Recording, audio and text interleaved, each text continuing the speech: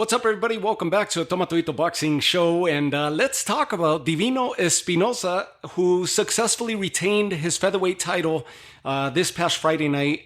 Amazing victory. Amazing victory over Sergio Chirino, who was a battle-tested, up-and-coming contender who has been in very tough fights himself. Very good chin. Everything that was being speculated for this fight, as far as on behalf of Chirino, was that he was going to try to muddy the waters, try to fight on the inside, try to take the fight to Divino, and try to make it a rough night for Divino Espinoza by fighting him on the inside and making him uncomfortable. That was the game plan, and almost taking a page out of the success that Robeisy managed to have against Divino Espinoza on the earlier portion of their fight. So he shows up, game fighter, very strong puncher himself in Chirino. And as the fight begins, Espinoza doesn't waste any time. Remember, he's been inactive, just like Tren has been inactive since December, since they had their famous battle in December, where Divino ends up getting off the canvas and comes back to drop Robeisy in the closing round and lift that title by way of judge's decision. Divino Espinoza hasn't been in action since then. Robeisy Ramirez hasn't been in action since then either. Rafa Espinoza was waiting, or apparently everything that we know is that the rematch was supposed to be happening between him and Robeisy. It didn't happen. And contractual disagreements, date disagreements.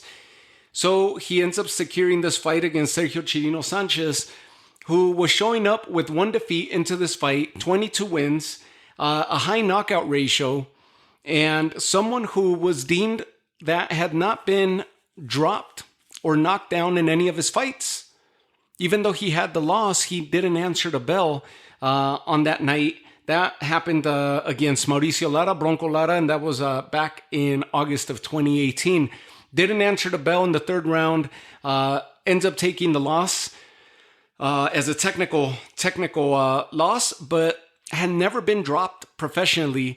And so he was bringing a lot of chin, a lot of heart, a lot of experience into the ring himself, and definitely was supposed to be a battle test for Divino Espinoza. One, to not just test the ring rust factor, if any, and also to test the mettle of Espinoza, which we know that he has plenty of.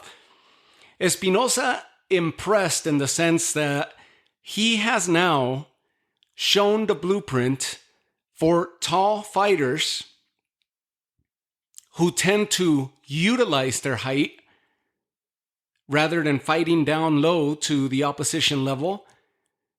Tall fighters usually get exploited and have trouble when the fighters get in on the inside, when they invade their personal space and fight them on the inside from in close. And when tall fighters have a fight from close quarters, obviously their reach becomes an issue, and they end up wanting to make the fight from the outside, and it becomes a clinch fest or an ugly fight at that. Very few tall fighters, and you could think of Sebastian Fundora, who fights in that manner. He uses his reach, he tries to keep the fighters at bay, and he struggles when the fighters come in and lunge in and invade his space. And we saw that with Tim Tszyu, and we've seen it in the past. We saw it with Brian Mendoza, who exposed that. Divino Espinoza is a tall, lanky fighter for his division, in the featherweight division. He uses his reach, every single inch of his reach, and he uses every single bit of his height to perfection. And the fact that he just showed the blueprint of how to fight fighters that are trying to get in and fight from close quarters, the way that he was snapping those uppercuts and snapping the chin of Chirino, the way that he was almost baiting them to get on the inside so he could pop them from in close, and he generates so much power from close quarters and from close proximity in a short looping type punch that he did over and over to catch Chirino and keep him wanting to fight from the outside. That completely disrupted the fight from Chirino-Sanchez, who didn't know how to attack. So he resorted to overhand punches, looping hooks, which ended up exposing his chin. And when he tried to fight on the inside and attack the body of Espinoza, Espinoza was waiting for him with uppercuts and looping punches of his own. Espinoza performed to perfection, drops Chirino-Sanchez in the first round, completely changing the rhythm and disrupting the game plan that Chirino and his corner were trying to effect.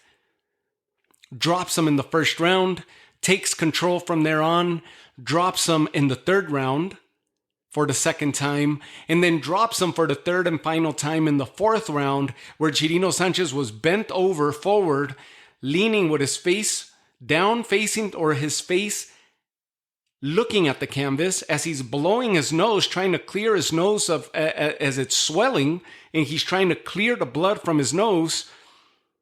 The ref is already at 4, 5 seconds, 6 seconds, and Chirino's still bent over forward.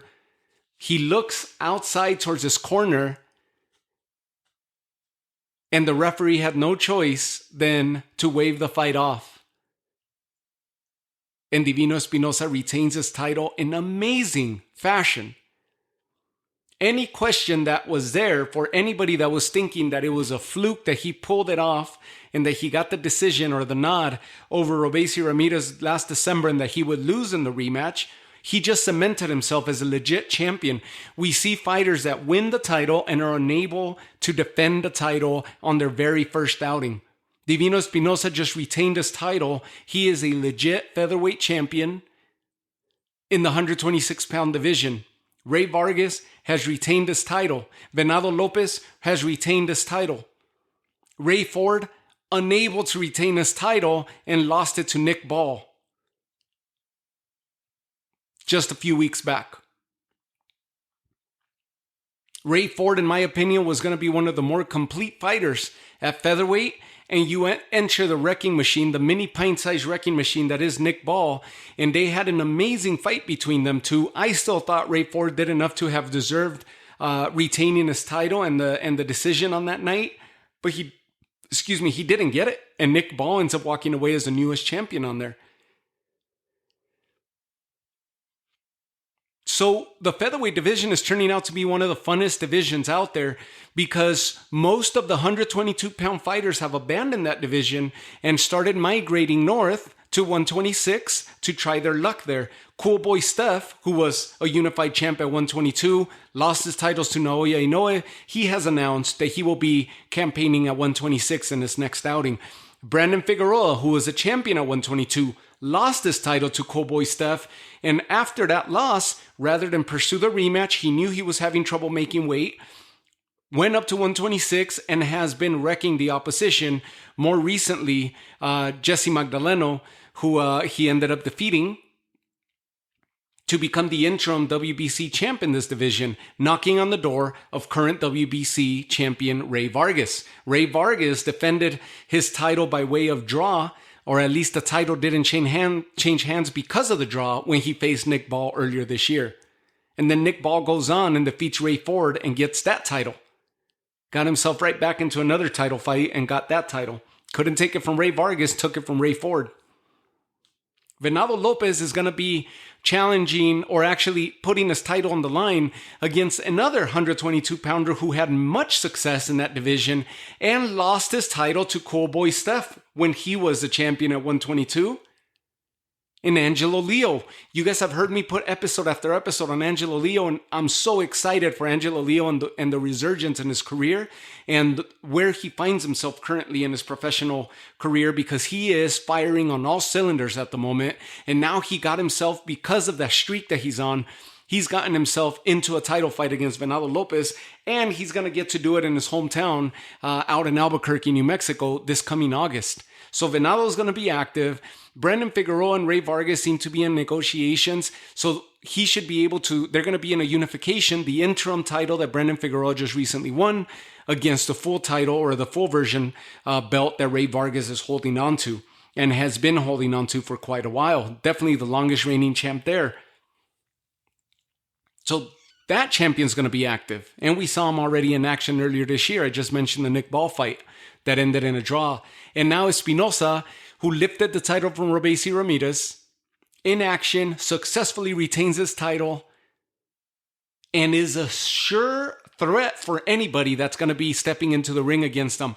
He just showed how a tall fighter does not abandon their height or their reach Espinoza could fight on the inside and could fight from a distance. Has good footwork, great power, especially from the inside, to be able to send his opponents back out and make them doubt coming in and fighting from close quarters.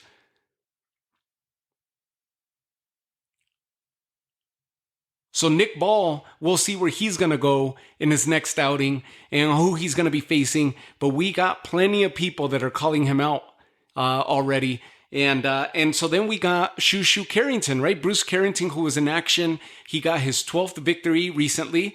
And that was on the undercard as a co-main event of the Sanders Sayas Puerto Rican festive weekend, Puerto Rican Day Parade, Puerto Rican festive weekend for Top Rank. It was also the Hall of Fame weekend out in New York and Canastota. And so it was a jam-packed weekend where Naoya Inoue actually made way across the ocean, came over to New York, watched the baseball game, spent the whole weekend enjoying himself out there, and went ringside to go witness Bruce Carrington as a potential foe should he decide to campaign and move up to 126. Scouting Bruce Carrington at that. SHU SHU came away with the knockout victory over Brian DeGracia, got his 12th victory overall, unblemished record, a sure blue chip type prospect that Bruce Carrington is turning out to be. Naoya Inoue ended up saying that he's just going to return to 122 and is looking to fight either in September and December or maybe just all the way until December. The fight that everybody's looming for is against Akhmadaliev, against Murrell, who was a former Unify champ himself at 122. And there's disputes there that Bob Arum doesn't want to make that fight because he considers Murrell not to be a marketable fighter. So we'll see who he ends up getting him in the ring against. SHU SHU Carrington in attendance, witnessing Espinoza's fight in live action out in Las Vegas, as was Robeisy Ramirez. So SHU SHU Carrington trying to get himself into a title fight. Robeisy Ramirez scouting his former foe, the man who lifted the title from him, trying to get himself into a rematch with his opponent. And he's scheduled himself to be fighting here, I believe, in mid-July. The division is at an all-time high right now. The featherweight division is an exciting one. And everything right now from 115 and up, I mean, in a few days' time, we're going to be seeing Bam Rodriguez against Gallo Estrada. That's a 115 fight. And then at 118, you saw how Japan is dominating that with all four of the major organization champions being Japanese. Then 122, Naoya Inoue, another Japanese monster, the monster. He's dominating 122 and has a stranglehold over that division now. 126, waiting to see if Naoya is going to arrive for the big payday or if they're going to actually fight one another and unify against one another. I'm excited for the Angelo Leo Venado Lopez fight, and I hope I get to see that live. That's an amazing fight, and I don't know if Venado's going to dismantle like everybody's expecting, that he's going to continue just picking apart and dismantling his opposition. I don't know if he could do that against Angelo Leo. Angelo Leo, to me, is on an all-time high right now and performing at his best. And he's such an exciting fighter who takes the fight to his opponents, mixes his attack so well that he ends up tiring his opponents and just wearing them out and wearing them down. Then you got SHU SHU Carrington trying to get himself into a title fight. Nick Ball, let's wait to see what he ends up doing. And then, of course, Brandon Figueroa, Ray Vargas. If that fight doesn't happen sometime in August and they don't take part of that big PBC event that Turkey Al-Ashik is bringing to LA, then maybe they'll be in action in September, which would make sense for Mexico versus a Mexican-American, Mexican Ray Vargas against Mexican-American Brandon Figueroa in a big showdown on Mexican Independence Weekend. That would be a huge showing there, maybe on an undercard of a Canelo fight, depending on who he decides to fight on that weekend. We know he will. We'll see how that plays out. There's another fight, Eric Bazinian, who's a Canadian fighter. I don't recall exactly nationality, but I know he's fighting out of Canada or has a big following out of Canada. Undefeated, 168-pounder who's apparently in talks to fight against Jaime Munguia. And the reason that would be the return of Jaime Munguia since his defeat at the hands of Canelo Alvarez this past May. The reason I'm bringing up that fight in a different division is because that could be another potential for Brandon Figueroa, Ray Vargas to see action there. Also because they have Ray Vargas has certain ties with Mexican promotional companies such as Divino Espinoza does. So we'll see what happens. I think the next outing for Divino is going to be the rematch against against El Tren Robeisy Ramirez, should Ramirez be successful in his matchup coming up in mid-July, I believe is when he's scheduled for. If he's successful, I think that rematch is going to happen. That's something that everybody wants to see. It was an exciting first match, and it'll be nothing less in a rematch setting. Bruce Carrington, I think, is still a couple fights away, but he's right there. He's lining himself up beautifully. And then we got the Venado Angelo Leo fight that is really exciting me. Divino Espinoza just performed beautifully and has pitched out a blueprint to the rest of the boxing world or the boxers who are taller, lankier, longer reach, maybe a little bit more flat on the flat-footed side. He just gave a blueprint to everybody on how to fight a perfect fight as a tall fighter without giving up any reach or any height. Beautifully executed performance by Divino Espinoza. He retains his title, and he is someone to recognize, a tough guy to defeat at 126. If we were to have Ray Vargas against Divino Espinoza in a unification bout right now, I know that he's scheduled for Brandon Figueroa, but if that fight wasn't scheduled and we were to get Divino and Ray Vargas after this performance from Espinoza, I would favor Espinoza to dethrone Ray Vargas. A Divino Espinoza against Venado Lopez, that might be another realistic fight to make because of Top Rank. Both co-promoted by Top Rank. Venado Lopez, should he be successful over Angelo Leo? Imagine what a Venado Lopez Divino Espinoza fight would be like. The draw, the attention that fight would garner would be bigger than if a Venado Ray Vargas fight happened or a Divino and Ray Vargas fight happened. Venado, of course, calling for Nick Ball, looking to unify, but he's got his hands full with Angelo Leo. Hopefully he doesn't overlook him because Angelo Leo is a real threat. And I'm going to be in awe. I will be pulling for Angelo Leo as of right now, but I'm in awe every time I witness Venado Lopez and what he does. He's so unorthodox, so awkward. His footwork, his punch placement is so awkward and so different than what anybody else is doing out there that you can't help but find yourself in awe, just wanting to not really even score the fight, just watch and just enjoy. And so I hope I get to be there live because I'm a big fan of Angelo Leo and obviously a big fan of Venado Lopez as well. I think that's going to be a fight that's being overlooked right now, but will get the attention of most when we get closer to it. Congratulations to Divino Espinoza on retaining his title. And on the undercard, we saw Abraham Nova again in action. And he was in action against a fighter by the name of Cortez. Let me bring that fight up here.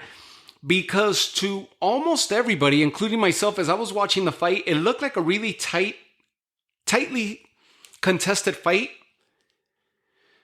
But the decision ends up going Andres Cortez. And I get him confused with Argy Cortez, who ended up fighting Juan Francisco Estrada not that long ago, but different weights. So Andres Cortez, undefeated fighter, 21-0 going into this fight. Abraham Nova, 2 defeats to his 23 wins going into this. Has now picked up a 3rd loss, and Andres Cortez remains undefeated. How he ended up pulling this fight off, not many know. The fact that it was somewhat of an even fight, but you saw Abraham Nova getting the better of him every time that they would exchange from in close. It was not the most elusive, not the most strategic fight. It was just a rough car crash type of a matchup where they would just go at each other and to see who would get the best from each other out of each exchange. Abraham Nova was getting the best of the combinations, in my opinion, landing the heavier punches, with Andres Cortez landing haymakers here and there and some power punches here and there, but nothing so as consistent as what would award him the fight. Nonetheless, the shock came to the crowd on hand, to the commentators, to the broadcast team, and I'm sure to you as it did to me as well when we heard the cards. 96-94 by Glenn Feldman in favor of Cortez, 97-93 by Patricia Morse, Jarman on favor of Cortez, or in favor of Cortez, and then Dave Moretti, 97-93 in favor of Cortez. A fight that these scores seemed accurate, but should have been leaning on the way of Abraham Nova. I don't know. I would love to hear from you guys, but I didn't really see how these scores, especially how Cortez would have had a 4-round advantage over Abraham Nova. 10-round scheduled fight, which continues to derail and throw a wrench at the career of Abraham Nova, who's the better-known fighter, who has limitations and has been exposed. Those limitations have been exposed in the past, but he's been in very good and entertaining fights himself. So now he has a loss to Andres Cortez, back-to-back loss. His last outing was against Oshaki Foster in February of this year, and he lost there in his attempt at getting a title. And then he lost to Robeisy Ramirez. That was the first defeat of his career. Very good losses, at least to good name opposition, with the exception of Andres Cortez, who's an up-and-coming contender.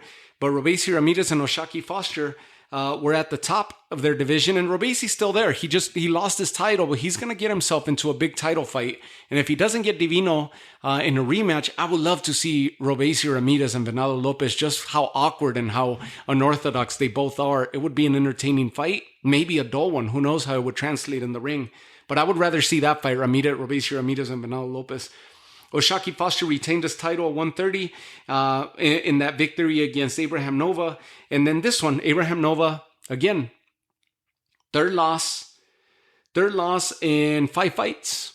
So, but he's a who's who. He's a big name, a recognizable name, and just happens to be off his beat right now, off his rhythm. He's off his game, and now with back-to-back losses, who knows how he will bounce back? But we'll definitely see him again this year. I'm pretty sure he'll fight possibly 4 times this year. We should see him probably in a couple months' time back in action on another top-ranked card. For Andres Cortez, I didn't really know much of him, and I feel like I know enough now that I saw him fight Abraham Nova. We'll see what he does within the division. I wasn't superbly impressed. I don't think he won the fight. I could be wrong. I'm often wrong. Look at what happened with the Benavidez-Vosdick fight. I thought Vosdick was going to pose a bigger threat to Benavidez. That ended up going completely different. And then Subriel Matias, Liam Pero, I think almost everybody got that wrong, with the exception of the few haters who will throw it in your face that they were right all along. But I think everybody was in shock of how flat-footed and how flat of a performance Subriel Matias put on that night. So Abraham Nova takes another loss. But Divino Espinoza stole the show, stole the night, and beautiful expression by Divino Espinoza post-fight of how happy he was, how content he was with his performance, with the crowd in attendance, and he even acknowledges the crowd and gives the props and shout-outs back to his fan base, his growing fan base, and let everybody know that he was going to be out in the hallways signing every last autograph. Anybody who wanted a picture and an autograph, he was going to be standing there all night signing away and taking pictures. Did that happen? I don't know. I wasn't there. But if it did, hell yeah, that's exactly what boxers should be like, because they're giving it back to the fans that are bringing them up and supporting them and blowing up their profile and bringing up their name into the conversation of the big time boxing events by purchasing the tickets and showing up for their fighters and being there in attendance at the weigh-ins and so forth. They only help increase the profile of their favorite boxers. For a boxer to be happy and appreciative of it, it's second to none. And so you love to see that, and very humble of Divino Espinoza to have expressed that at the conclusion of the fight. So I leave you guys with that. It was kind of a mellow weekend for boxing, but Divino Espinoza definitely definitely stole the weekend. What a performance. Congratulations. He retains his championship. And we move on to Bam and Gallo Estrada, which is in less than a week. They will be facing off against one another out in the Phoenix area. Impressive that fight ended up coming to fruition. And it's going to be a hell of a show with Sonny Edwards as a co-main event. He's going to be fighting Gatito Curiel, who's coming off that his title loss to Nochinga. And so that's going to be an awesome fight as well.